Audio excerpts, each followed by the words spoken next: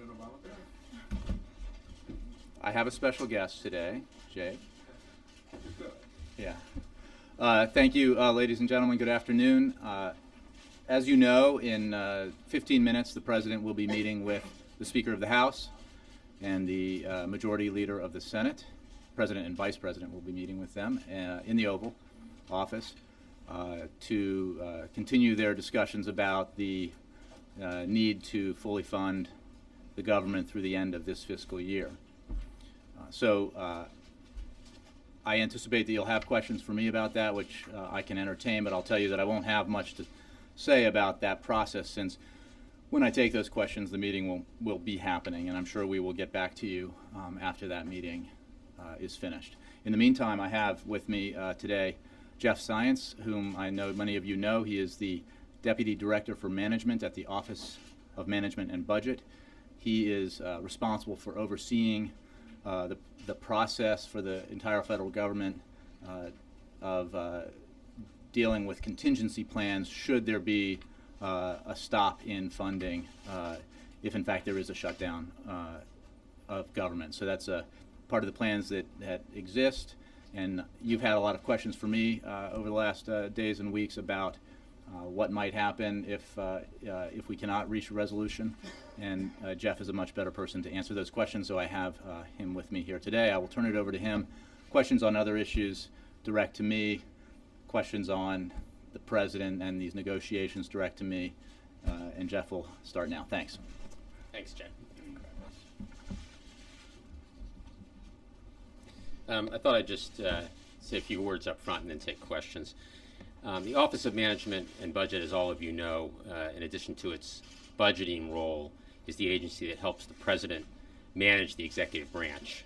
Jack Lew, our director, has asked me to be his point person on contingency planning, and our team has been at work working closely with the agencies across the past several weeks as they update their plans and refine them for how they will operate if Congress is unable to pass a funding bill for the government. This week, given the Friday deadline, we ramped up our planning and are making the prudent moves necessary to have an orderly shutdown in case it should come to that. This morning, we had a call with agency chiefs of staff and deputy secretaries and recommended that they begin to notify their employees about the agency's shutdown plans. These conversations will include what agency services will remain open and what employees will be furloughed. Agencies also will begin to brief various stakeholders, including contractors, federal employee unions, state and local governments, grantees, these stakeholders about the agency shutdown plans.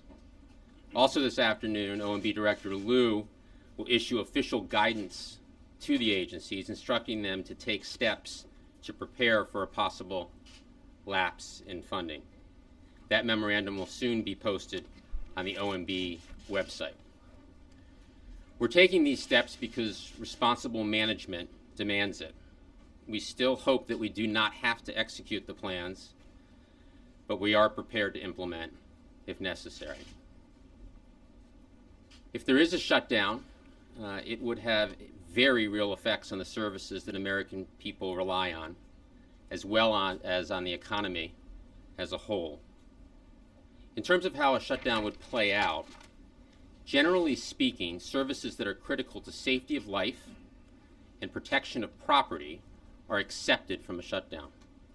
Services that have alternative sources of funding, such as advanced appropriations, mandatory funds, or user fees, can also stay open. Let me give some specific examples on what would be closed versus what would be open. As to what would be closed, the Federal Housing Administration, FHA, would not endorse any single-family mortgage loans or have staff available to process and approve new multifamily loans. FHA single-family lending represents a market share of more than 20% of overall loan volume of home purchases and refinancings. There be no new approvals of SBA guaranteed loans for business working capital, real estate investment, or job creation activities. National parks, national forests, and the Smithsonian Institution would all be closed. The NIH Clinical Center will not take new patients, and no new clinical trials will start. Those filing paper tax returns would not receive tax refunds from the IRS, and many taxpayers would not be able to receive service from the IRS to help them meet their tax obligations. For example, the 400 walk-in service centers would all be closed. Permits and other approvals will not be processed, such as permits and clearances the EPA issues to allow building of projects to proceed. The Mine Safety and Health Administration would not be able to conduct regular safety and health inspections. Only emergency passport services would be open. Normal processing will not. Most of the veteran benefits customer support services would be suspended. Most Department of Defense budget planning and preparation would cease, and military personnel will not receive paychecks during a funding lapse. Customer service will be significantly impacted across the federal government. For instance, if you have a question about your Social Security check or Medicare reimbursement, it may be very difficult to get an answer. Throughout the government, websites and online services will be shut down or at limited functionality. As to some of the activities that will continue if there's a shutdown, the FAA would keep the air traffic control system open and safe. FEMA disaster operations would continue. Social Security checks will be sent to beneficiaries. National Weather Service alerts and forecasts, as well as volcano and earthquake monitoring by other agencies, would continue. The U.S. Postal Service would continue mail collection, delivery, and other operations. Custom and Border Protection activity would continue. Military operations in Afghanistan, Libya, and Iraq would continue. NASA satellite missions currently in operation would continue. SNAP, or what's better known as food stamps, and other child nutrition benefits would continue. Most federal student aid operations would continue. Core federal law enforcement, such as FBI and U.S. Marshals, would continue, as would prison and detention operations. So with that overview, let me now open it up for questions. Let me just, I'll go ahead and do the calling. I just say that Jeff is a font of information, but if you dig deep down and questions about specific agencies and operations within those agencies and how they're affected, he'll likely have to refer you to those agencies. So think about that when you're asking questions. Ben. Thanks, Jay. Thanks, Jeff. One of the scenarios being thrown about is that if a shutdown happens, it might last for a few days, that's the period of time it would take all parties to agree. How would you characterize the effect of a shutdown on the economy and the American people if, in fact, it only lasts for a few days? Would that be a seriously harmful force, or is it only a sustained shutdown that would cause that risk? You know, the funding lapse is, I guess, early Saturday morning, 12:01. So it is a weekend. So if you're a few days or a couple of days on the weekend, obviously less of an impact than if it was several business days. But between the FHA, the IRS that I talked about, businesses having come from the private sector, the inability to get a permit, that slows things down and leads to fewer jobs and other ramifications for the economy. So overall, if we were to have a shutdown, obviously the shorter the better. But the impact, I think, will be immediately felt on the economy. So do you think that is it fair to say that if it should last only a few days, I guess to kind of sum this up, that's not that big of a deal, which is kind of an argument that's being posed? When I think about the scale of the number of operations that will be shut down and then would have to be reopened, I think the impact on the economy, even for a short period of time, could be relatively significant. Furthermore, what does it say about confidence in the country if the government actually indeed shuts down? Yeah. Would the government still be able to release economic data?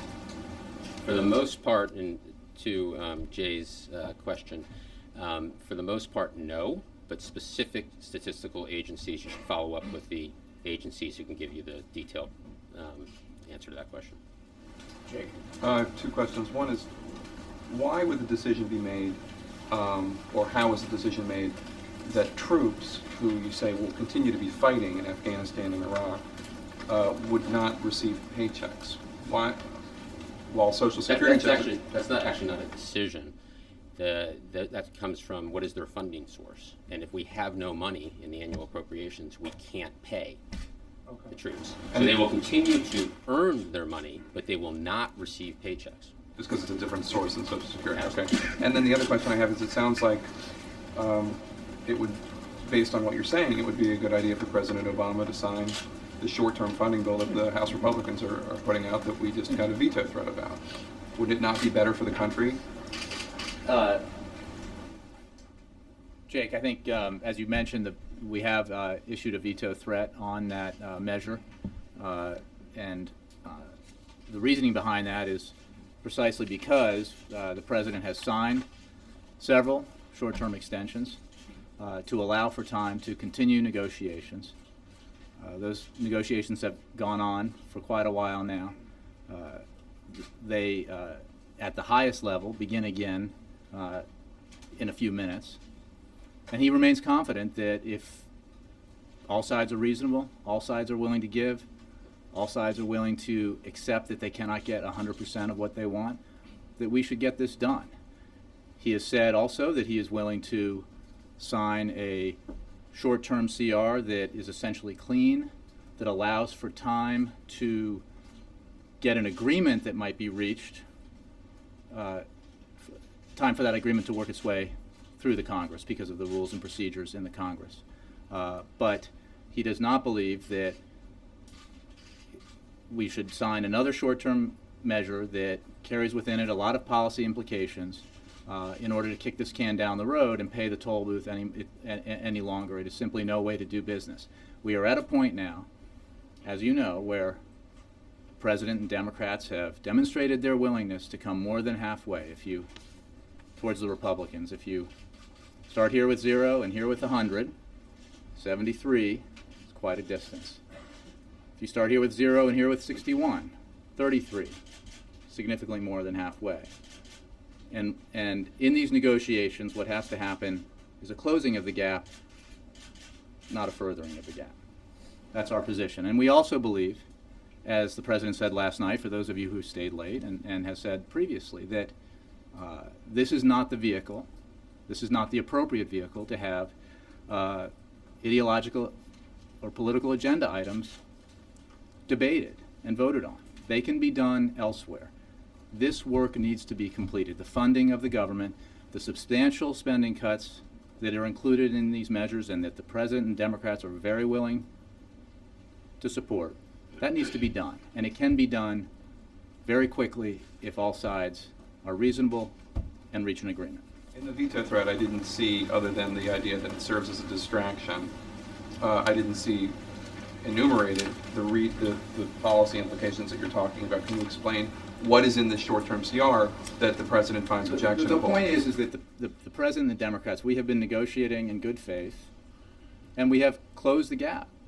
As the President said last night in the meeting he had, a long meeting with the Speaker of the House and the Senate Majority Leader, that it clarified some of the issues that remain. It narrowed the number of issues that remain, and staff worked literally through the night on those issues, and that we have already demonstrated how we can get to substantial spending cuts, the largest in history, larger as a percentage of the GDP since 1982 in Ronald Reagan's first term.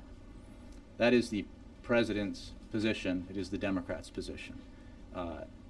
We do not need another short-term measure with $12 billion of additional spending cuts separate from these negotiations because we are now at a point where we can get the deal done. The people expect us to get the deal done.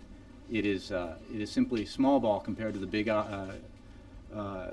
issues that we face, and it is enormously frustrating, I think, for most Americans to see politics or other issues separate, create a situation, a stalemate situation that could lead to a shutdown of government that creates the kind of problems that Jeff just enumerated.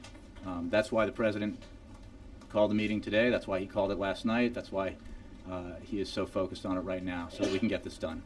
But let's, if we're going to start down that road, I mean, what I'd like to do so that Jeff can get back to work is if you have more questions specifically for him on his issues, let's do that, and otherwise we'll let him go.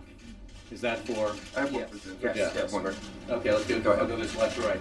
Dan. If you can just tell us what a shutdown would look like at the White House here, who would be impacted?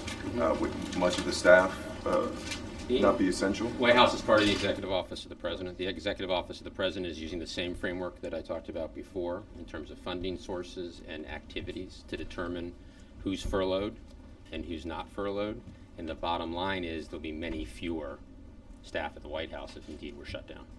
Can you give us anything more specific than that? Will the Chief of Staff be working? Will Jay be working? Will you be working? Commissioned officers are working, and politically appointed Senate confirmed folks are working. Many political appointees will not be working. You talked about the effect on the economy of FHA and Small Business Administration and all that kind of thing, but this is an administration that believes that government spending can stimulate the economy. Isn't the greatest effect on the economy kind of the anti-stimulus of having 800,000 people suddenly not working and not doing government work? Is this an anti-stimulus, exactly the opposite of the stimulus plan the President? The 800,000 is the number of folks that didn't work in 1995, and we believe that we're going to be in that same vicinity if indeed the government is shut down. And yes, that has a, to use your words, anti-stimulus effect. Is that more powerful than the SBA and FHA and all those kind of things? I mean, isn't that really what would affect the economy the most? I don't think so. I think that while that's not insignificant, and also we have to think about those lives, 800,000 people and their families and how they're going to be impacted, and these are dedicated public servants. I think the effect of FHA on the housing market, people not getting their tax returns, SBA loans, these collectively have a major impact on the economy. Two quick semantics questions. Do you still use essential and non-essential? And would it be accurate, as Michelle Bachmann says, to call this a government slowdown, not a government shutdown? Well, I think there are a bunch of different legal terms. I think the easiest way to think about it is furloughed and non-furloughed employees. And as I articulated, there are many services that are going to be shut down, and some essential services will remain open. Can you explain how the shutdown will cost ultimately the government money? I'm not talking about the ripple effects that she was talking about, but some have suggested that it actually will cost the government to shut down. Well, in some situations, oftentimes I alluded to this earlier, when you have to shut something down, that costs money, and ramping something back up costs money. So, yes, absolutely. That's built into contractors. It's built into a lot of the different cost structures of the federal government. What is that likely to be?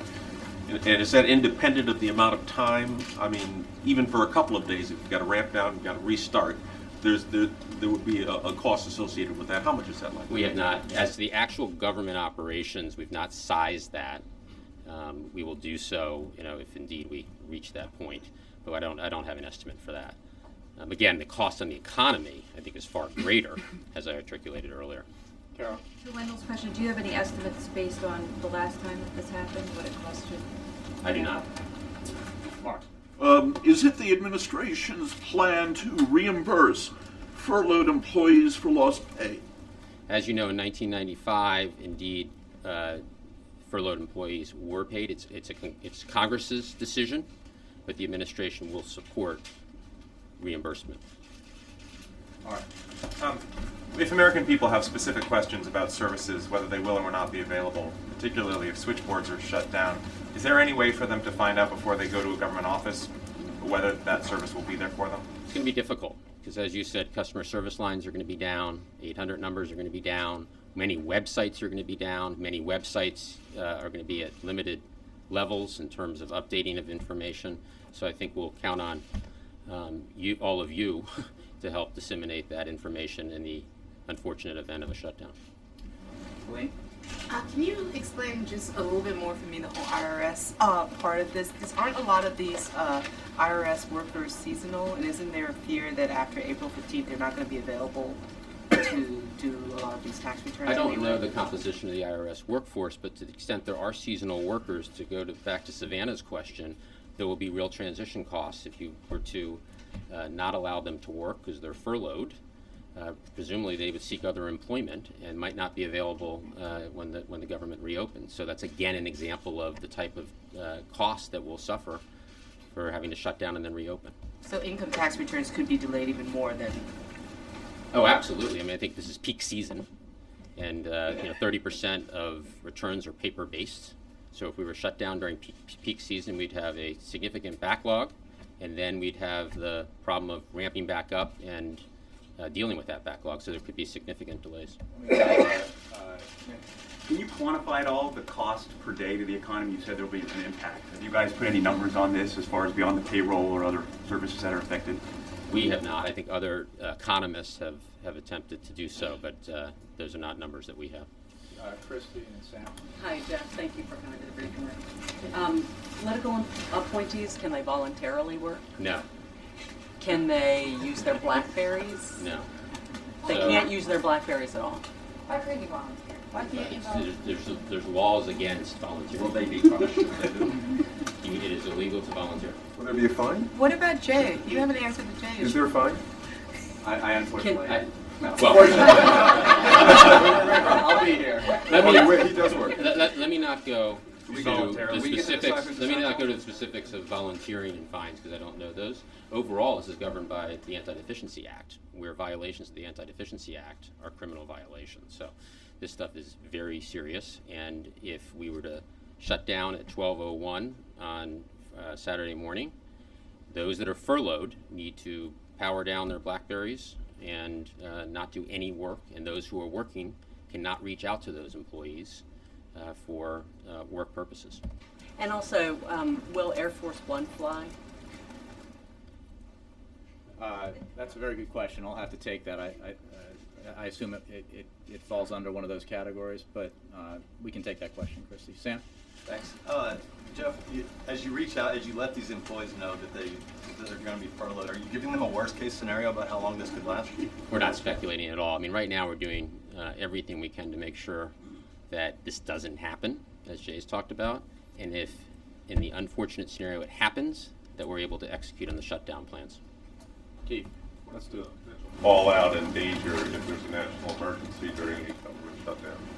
National emergency personnel are, for the most part, going to be at work, and some will be on call. So we will be well positioned to deal with the national emergency. Are there many other logistical issues that other agencies would have to pick up? I mean, if there's some kind of an attack?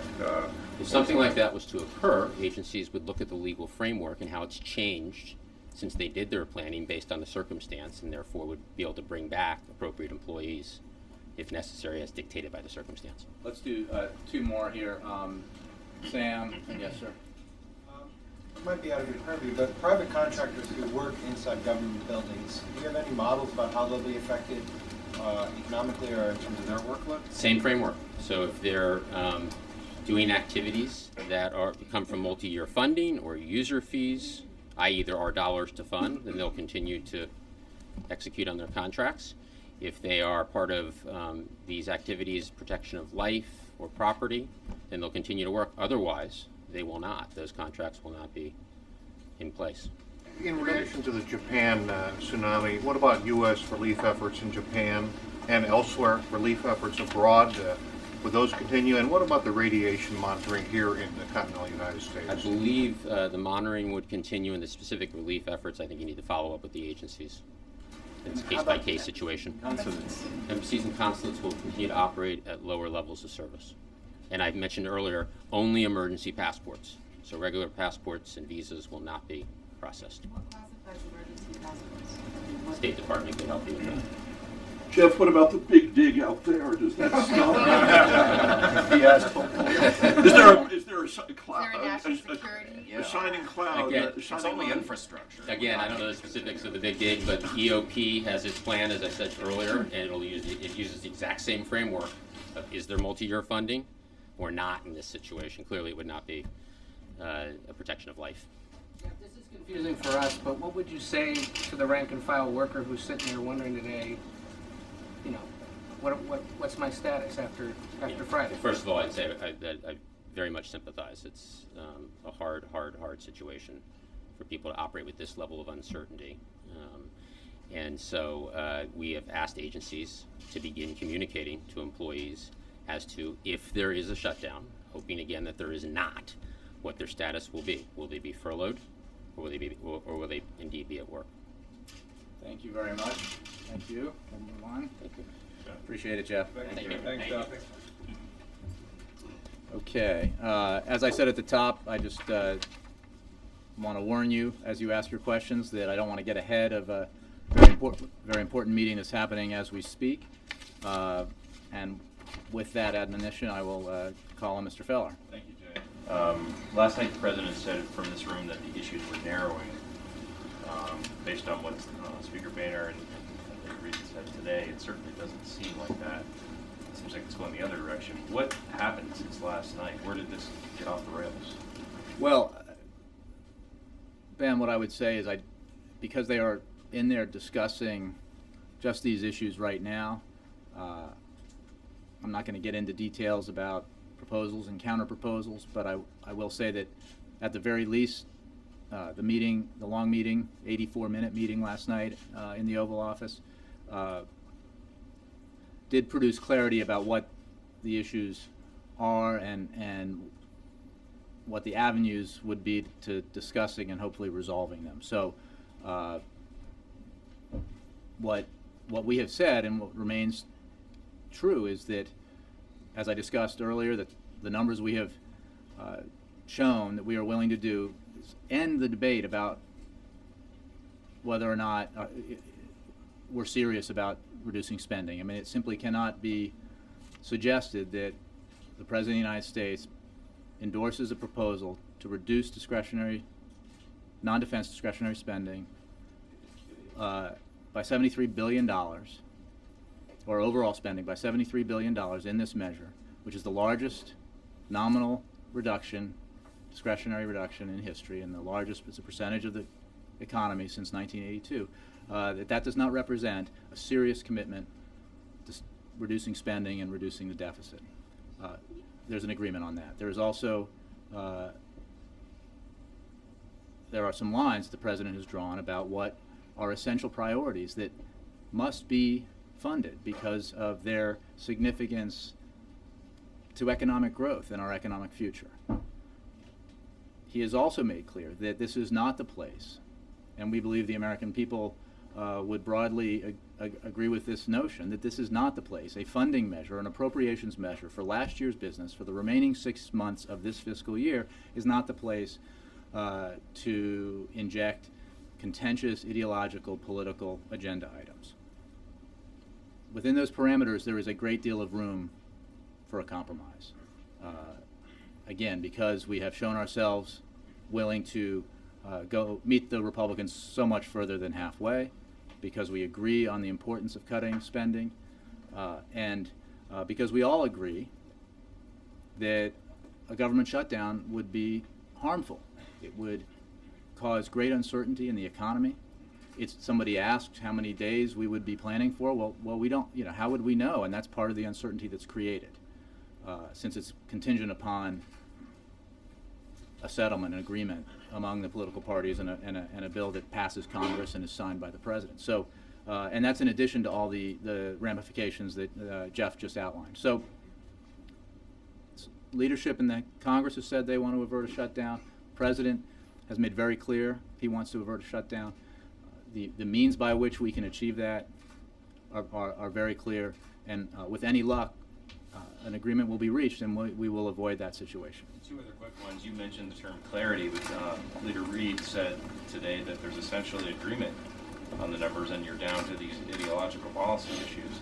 And the Speaker's office is saying, as of this morning, that's not true. What's the White House stand? Well, again, I just outlined our stand in terms of where we have been and the fact that there was an agreement on $73 billion, which, by the way, is the same number in terms of the degree of spending cuts that was first put forward by the Speaker of the House and the Chairman of the House Appropriations Committee at the beginning of this process. Remaining issues need to be worked out, and hopefully they will be, because it will be awfully hard to explain why why the issues that prevented that from happening were important enough to cause the kind of uncertainty and economic problems that would follow a government shutdown. Last one quickly, as candidly as you can, does the president think that House Republicans genuinely want to solve this, or does he think that they want a government shutdown? I think the president is not interested in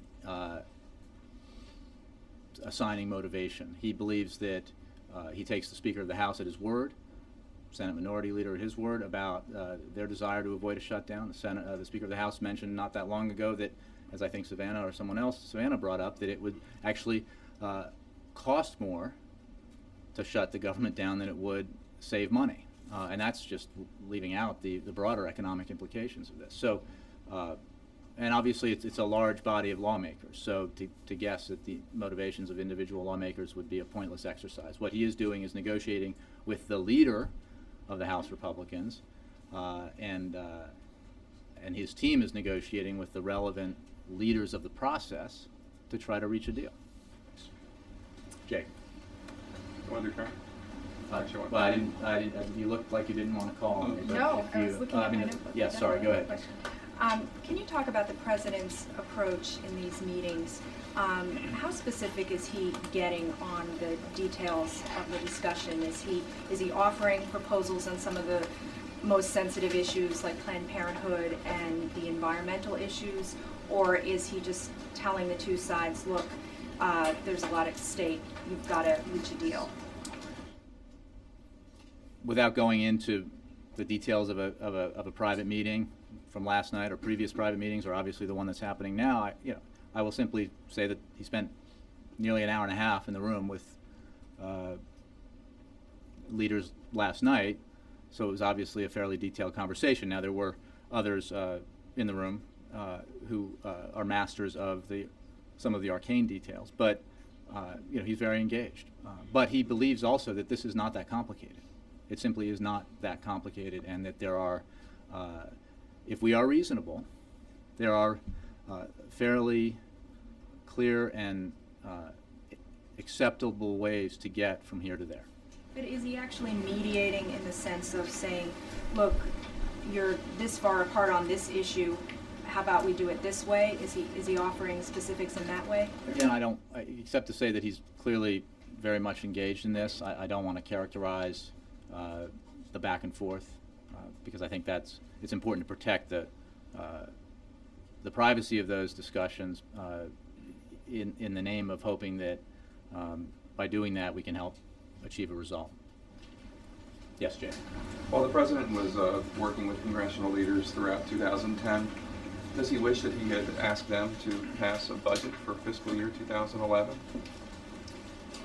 Look, I think the president was very hopeful at the end of last year that funding for the full year could have been achieved. It was obviously a time with a lot on the table, and there was, as you remember, an unexpected by most, I think, observers, and very significant bipartisan agreement on a tax cut compromise and further measures to help advance the recovery that was taking hold last year. So he obviously fully supports and has always supported the idea that Congress would get its work done and move forward. But these are complicated issues. Or they can be. What is the case on this is that we have been focused on this portion of the fiscal year now for many, many weeks.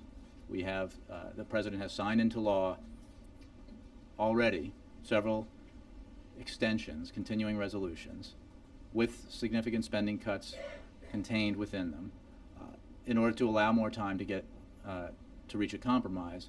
We are well past time for that to take place. It is the issues that confront us here at the White House and on Capitol Hill are too large to continue to linger over this negotiation, because we should just get a deal and move on.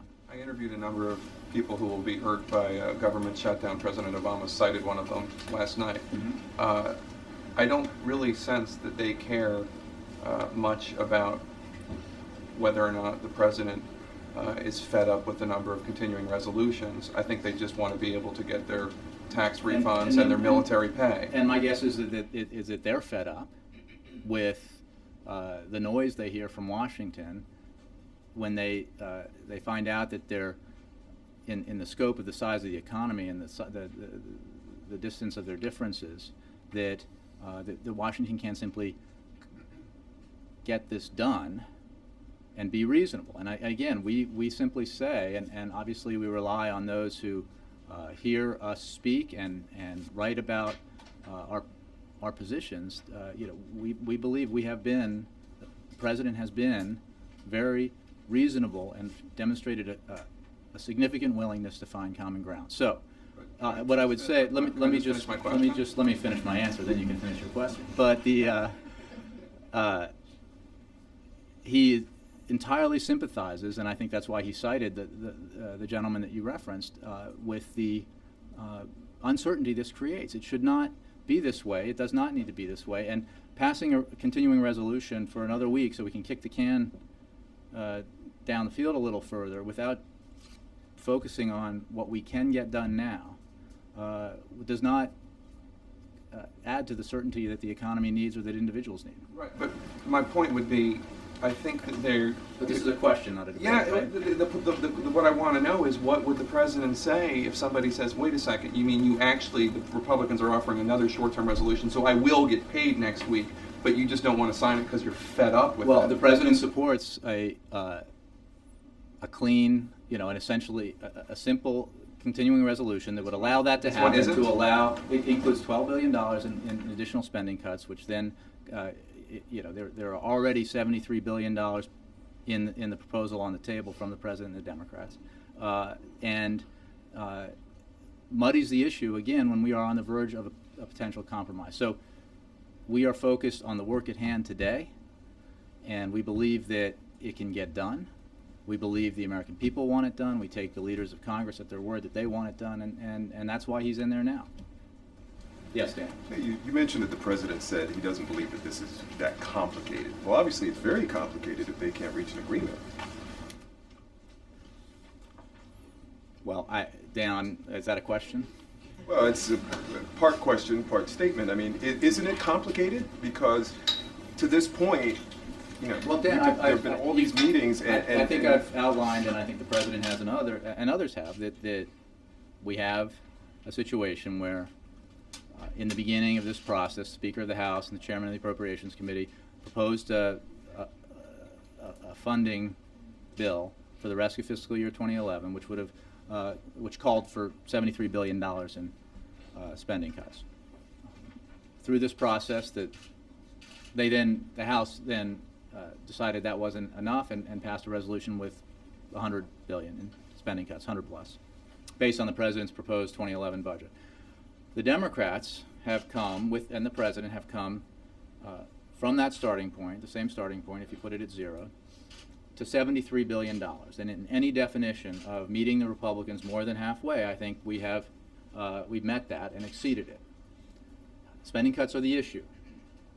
Republicans have made that clear, and we agree that spending cuts are important. The president has demonstrated his commitment to reducing spending.